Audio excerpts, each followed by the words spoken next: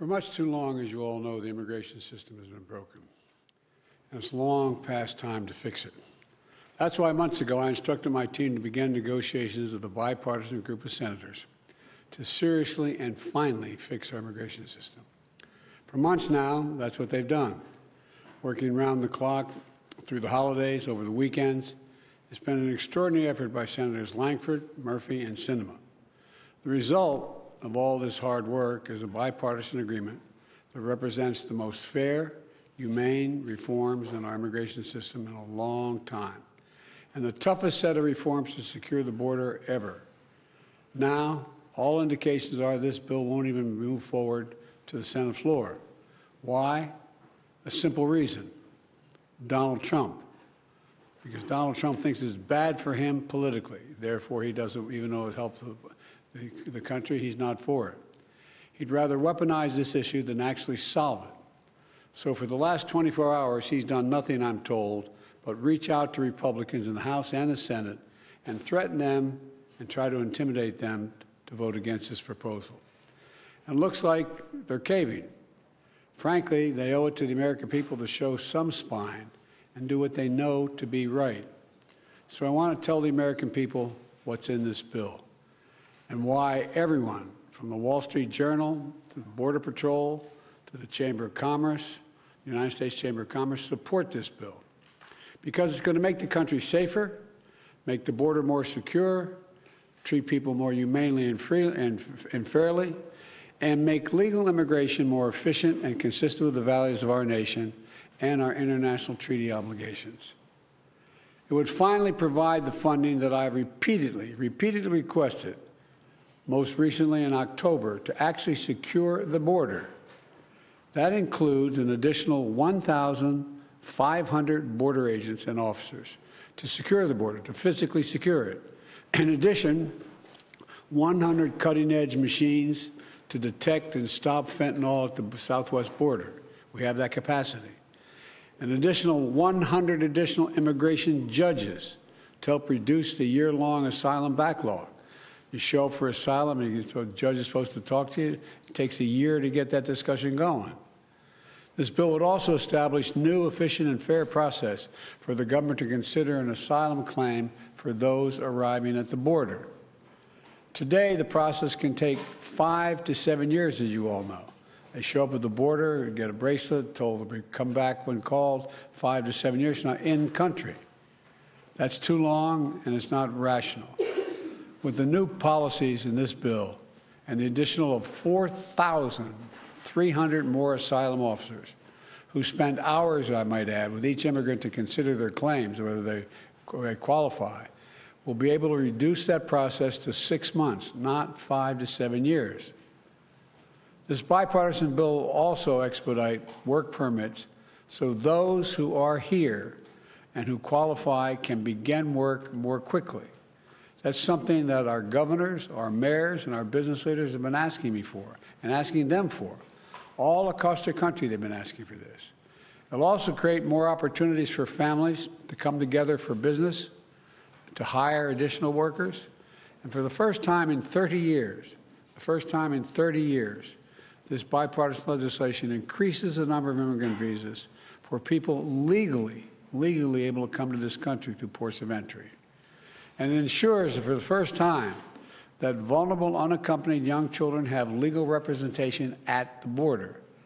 This bill would also give me, as president, the emergency authority to temporarily shut down the border when it becomes overwhelmed. The numbers are talking over 5,000 people trying to get in one day.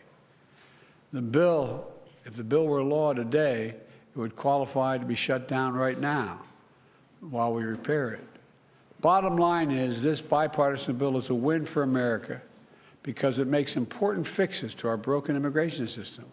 And it's the toughest, fairest law that's ever been proposed relative to the border.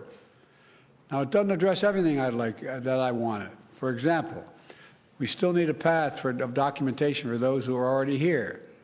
And we're not walking away from true immigration reform, including permanent protections and a pathway to citizenship for young dreamers who came here when they were children and who have been good citizens and contribute so much to our country.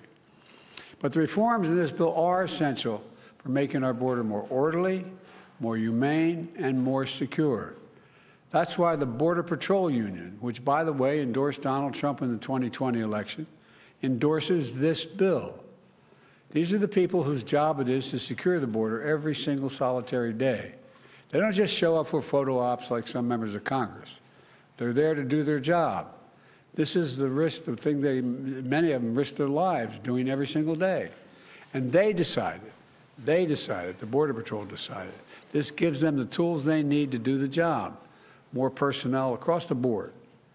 It's also why the U.S. Chamber of Commerce endorsed this bill, because they know this bill is not just good for the border, it's also good for American business and for the American economy. And it's why the Wall Street Journal endorsed the bill, with the headline this morning which reads, quote, "A border security bill worth passing. The Senate has reforms Trump never came close to getting." That's the quote from the Journal. This bill would also address two other important priorities. First, it provides urgent funding for Ukraine. I'm wearing my Ukraine tie, my Ukraine pin, which I've been wearing because they're in dire straits right now defending themselves against a Russian onslaught, a brutal conquest. The clock is ticking. Every week, every month that passes without new aid to Ukraine means fewer artillery shells, fewer air defense systems, fewer tools for Ukraine to defend itself against this Russian onslaught, just what Putin wants. Ukrainians are fighting bravely. You know, many of you, I look around the room here, have followed me in this for a long time. I pulled together a coalition of over 50 nations to support them. On the phone, talking to these leaders. We unified NATO. Remember when we first came to office? NATO was well, they're all together and actually increased the size of NATO. We can't walk away now. That's what Putin's betting on. Supporting this bill is standing up to Putin. Opposing this bill is playing into his hands. As I've said before, the stakes on this fight extend well beyond Ukraine. If we don't stop Putin's appetite for power and control in Ukraine, he won't limit himself to just Ukraine. And the cost for America and our allies and partners will rise. For those Republicans in Congress who think they can oppose funding for Ukraine and not be held accountable, history is watching. History is watching. The failure to support Ukraine at this critical moment will never be forgotten. The position of the MAGA Republicans can be characterized by the New York Times headline. First, this is the headline. It reads, "Trump first, Putin second, America third." That cannot pertain. This bipartisan agreement also provides Israel with what it needs to protect its people and defend itself against Hamas terrorists.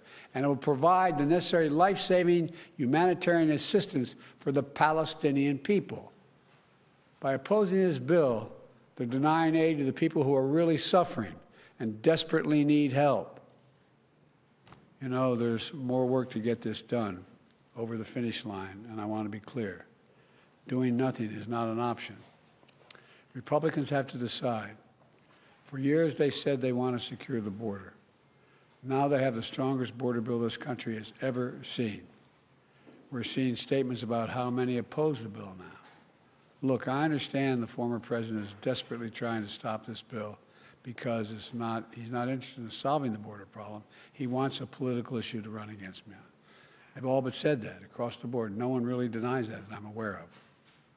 The American people want a solution that puts an end to the empty political rhetoric which has failed to do anything for so long. We have to get the resources to the border to get the job done. So Republicans have to decide, who do they serve? Donald Trump or the American people? Are they here to solve problems or just weaponize those problems for political purposes? I know my answer. I serve the American people.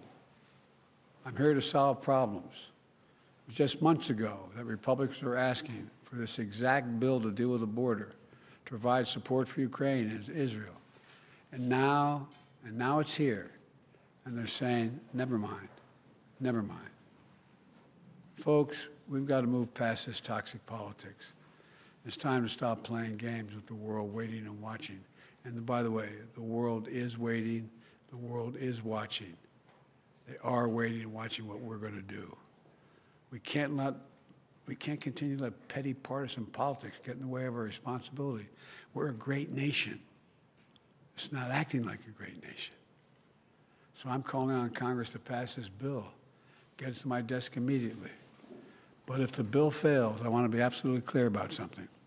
The American people are going to know why it failed.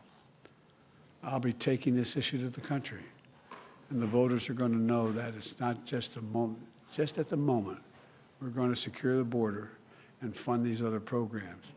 Trump and the MAGA Republicans said no, because they're afraid of Donald Trump. Afraid of Donald Trump. Every day between now and November, the American people are going to know that the only reason the border is not secure is Donald Trump and his MAGA Republican friends. It's time for Republicans in the Congress to show a little courage, to show a little spine, to make it clear to the American people that you work for them, not for anyone else.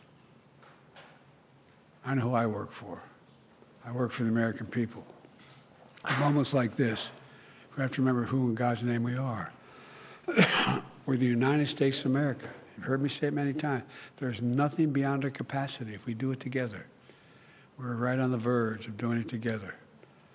I hope and pray they find reason to reconsider blowing this up. May God bless you all. May God protect our troops. Folks, you're going to ask me questions. Hang on a second. I'm going to be back on Thursday. I don't want to prejudice what may be going on in negotiations now. So I'm not going to be answering any questions of this. I'll be back Thursday to stand here with you and answer all the questions you want about this issue. Thank you. What needs to get done for the hostage deal to get resolved, sir?